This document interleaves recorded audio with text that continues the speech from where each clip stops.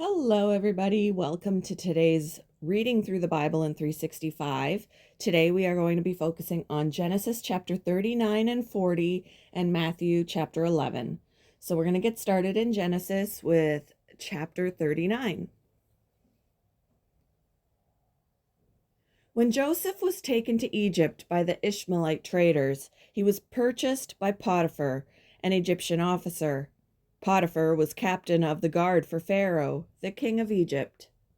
The Lord was with Joseph, so he succeeded in everything he did as he served in the home of his Egyptian master. Potiphar noticed this and realized that the Lord was and that the Lord was with Hold on, let's start the sentence over. Potiphar noticed this and realized that the Lord was with Joseph, giving him success in everything he did. This pleased Potiphar, so he soon made Joseph his personal assistant. He put him in charge of his entire household and everything he owned. From the day Joseph was put in charge of his master's household and property, the Lord began to bless Potiphar's household for Joseph's sake. All his household affairs ran smoothly, and his crops and All his household affairs ran smoothly, and his crops and livestock flourished. So Potiphar gave Joseph complete administrative responsibility over everything he owned. With Joseph there, he didn't worry about a thing except what kind of food to eat. Joseph was a very handsome and well-built young man, and Potiphar's wife soon began to look at him lustfully. "Come and sleep with me," she demanded. But Joseph refused. "Look," he told her, "my master trusts me with everything in his entire household. No one here has more authority than I do. He has held back nothing from me except you, because you are his wife. How could I do such a wicked thing? It would be a great sin against God."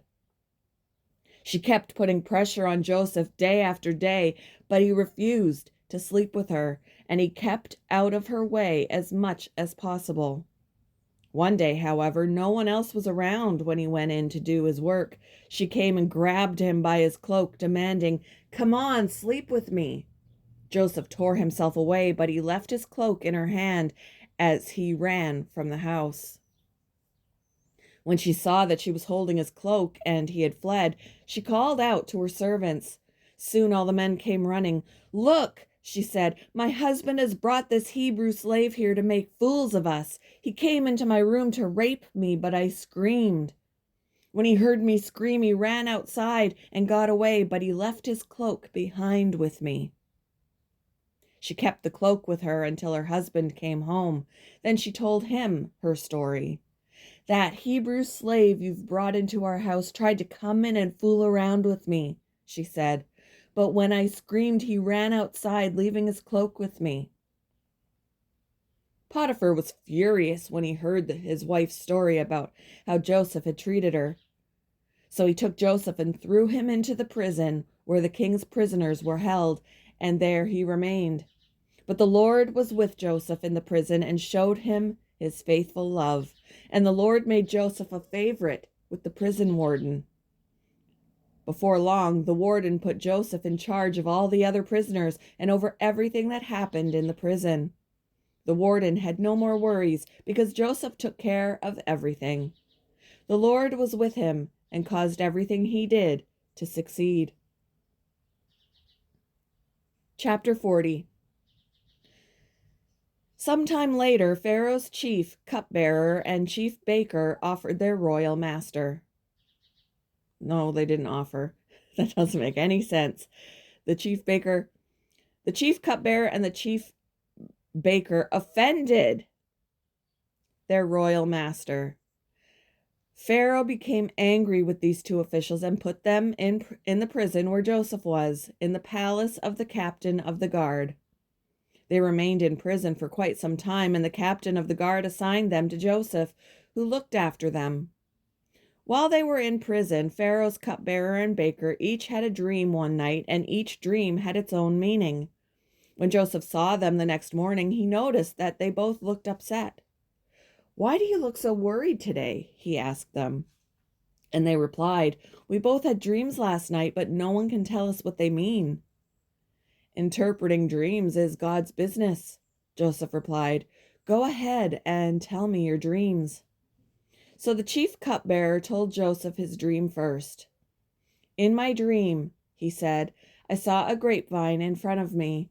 The vine had 3 branches that began to bud and blossom, and soon it produced clusters of ripe grapes. I was holding Pharaoh's wine cup in my hand, so I took a cluster of grapes and squeezed the juice into the cup. Then I placed the cup in Pharaoh's hand. This is what the dream means," Joseph said. "The 3 branches represent 3 days. Within 3 days, Pharaoh will lift you up and restore you to your position as his chief cupbearer. And please remember me and do me a favor when things go well for you. Mention me to Pharaoh so he might let me out of this place. For I was kidnapped from my homeland, the land of the Hebrews, and now I'm here in prison, but I did nothing to deserve it." When the chief baker saw that Joseph had given the first dream such a positive interpretation, he said to Joseph, "I had a dream too. In my dream, there were 3 baskets of white pastries stacked on my head. The top basket contained all kinds of pastries for Pharaoh, but the birds came and ate them from the basket on my head." "This is what the dream means," Joseph told him. "The 3 baskets also represent 3 days. 3 days from now, Pharaoh will lift you up and and impale your body on a pole. Then birds will come and peck away at your flesh." Pharaoh's birthday came 3 days later, and he prepared a banquet for all his officials and staff. He summoned his chief cupbearer and chief baker to join the other officials. He then restored the chief cupbearer to his former position, so he could again hand Pharaoh his cup. But Pharaoh impaled the chief baker, just as Joseph had predicted when he interpreted his dream. Pharaoh's chief cupbearer, however, forgot all about Joseph, never giving him another thought. Moving on to Matthew chapter 11. When Jesus had finished giving these instructions to his 12 disciples, he went out to teach and preach in towns throughout the region. John the Baptist, who was in prison, heard about all the things the Messiah was doing. So he sent his disciples to ask Jesus, "Are you the Messiah we've been expecting, or should we keep looking for someone else?" Jesus told them, "Go back to John and tell him what you have heard and seen. The blind see, the lame walk, those with leprosy are cured, the deaf hear, the dead are raised to life, and the good news is being preached to the poor." And he added, "God blesses those who do not fall away because of me." As John's disciples were leaving, Jesus began talking about him to the crowds. "What kind of man did you go into the wilderness to see? Was he a weak reed swayed by every breath of wind? Or were you expecting to see a man dressed in expensive clothes? No people with expensive clothes live in palaces. Were you looking for a prophet? Yes, and he is more than a prophet.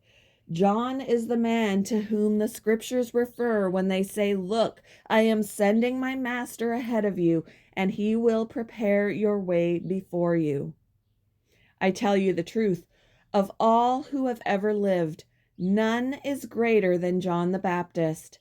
Yet even the least person in the kingdom of heaven is greater than he is. And from the time John the Baptist began preaching until now, the kingdom of heaven has been forcefully advancing, and violent people are attacking it. For before John came, all the prophets and the law of Moses looked forward to this present time.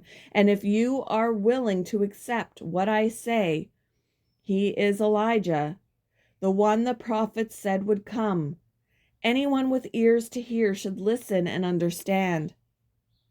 To what can I compare this generation? It is like children playing a game in the public square.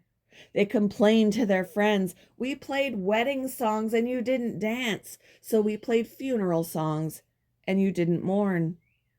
For John didn't spend his time eating and drinking, and you say he's possessed by a demon. The Son of Man, on the other hand, feasts and drinks, and you say he's a glutton and a drunkard and a friend of tax collectors and other sinners." But wisdom is shown to be right by its results.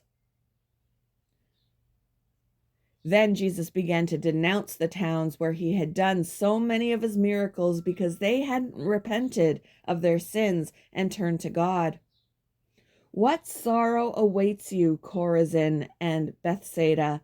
For if the miracles I did in you had been done in wicked Tyre and Sidon, their people would have repented of their sins long ago, clothing themselves in burlap and throwing ashes on their heads to show their remorse. I tell you, Tyre and Sidon will be better off on Judgment Day than you. And you people of Capernaum, will you be honored in heaven? No, you will go down to the place of the dead. For if the miracles I did for you had been done in wicked Sodom, it would still be here today. I tell you, even Sodom will be better off on Judgment Day than you." At that time, Jesus prayed this prayer: "O Father, Lord of heaven and earth, thank you for hiding these things from those who think themselves wise and clever, and for revealing them to the childlike. Yes, Father, it pleased you to do it this way. My Father has entrusted everything to me. No one truly knows the Son except the Father, and no one truly knows the Father except the Son, and those to whom the Son chooses to reveal him." Then Jesus said, "Come to me, all of you who are weary and carry heavy burdens, and I will give you rest. Take my yoke upon you. Let me teach you, because I am humble and gentle at heart, and you will find rest for your souls. For my yoke is easy to bear, and the burden I give you is light." Thank you for joining me for today's reading through the Bible in 365. I hope you all have a wonderful Wednesday, and I will see you in the next one, guys.